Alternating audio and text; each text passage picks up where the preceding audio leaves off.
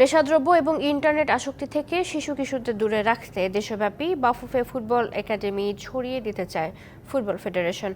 Development কমিটির chairman Ataur Rahman Bhuiyan মানিকের দাবি, বাফুফে থেকে কোনো তহবিল নয়, প্রশিক্ষণের আয় দিয়েই পরিচালনা ব্যয় মেটাচ্ছে একাডেমি। তাই প্রতিষ্ঠার অল্প কয়েকদিনেই সফলতার মুখ দেখেছে বাফুফের এই ডেভেলপমেন্ট প্রকল্প। দেশের ফুটবলে উন্নতি সাধন এবং ফুটবলের পুরনো ঐতিহ্য ফিরিয়ে আনতে যুগের সাথে তাল মিলিয়ে কাজ করছে বাফুফের ডেভেলপমেন্ট কমিটি। বিদেশি কোচ আর দেশীয় লাইসেন্সধারী কোচদের অধীনে শুরু হওয়া বাফুফে এলিট একাডেমি থেকে ইতিমধ্যেই সুফল পাচ্ছে দেশের ফুটবল। এবার সেটি আরও ছড়িয়ে দিতে চান ডেভেলপমেন্ট কমিটির চেয়ারম্যান আতাউর রহমান মানিক ভূঁইয়া। আগামী ৭ তারিখ থেকে ৩ বিভাগ সিলেট, রাজশাহী ও খুলনাতে শুরু হবে বাফুফে একাডেমির যাত্রা। ৮ থেকে ১০ ও ১০ থেকে ১৪ এই দুই ক্যাটাগরিতে মোট ৮০ ফুটবলার নিয়ে যাত্রা শুরু হবে প্রতিটা একাডেমির। উঠতি ফুটবলাররা এখানে প্রশিক্ষণ নেবেন লাইসেন্সধারী ৬ কোচের অধীনে।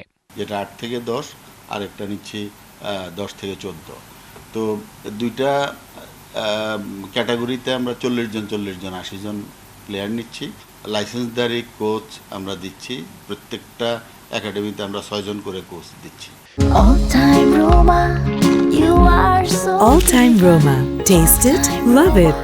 নেশার ছোবল থেকে বর্তমান প্রজন্মকে বাঁচানোর পাশাপাশি ছেলে মেয়েরা যাতে সামাজিক যোগাযোগ মাধ্যম নির্ভরতা কমিয়ে মাঠে ফিরে, সেই লক্ষ্যে ৬৪ জেলায় বাফুফে একাডেমি করতে চান আতাউর রহমান মানিক ভূঁইয়া। আমাদের এখন যে শিশু কিশোররা একেবারে ফেসবুক, টিকটকের ভিতরে ঢুকে যাচ্ছে,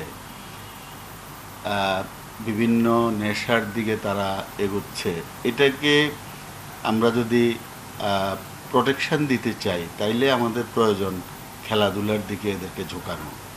এই একাডেমিগুলোতে ফেডারেশন থেকে নেওয়া হবে না কোনো আর্থিক সাহায্য, আয় ব্যয়ের সমন্বয় করে চলবে একাডেমিগুলো।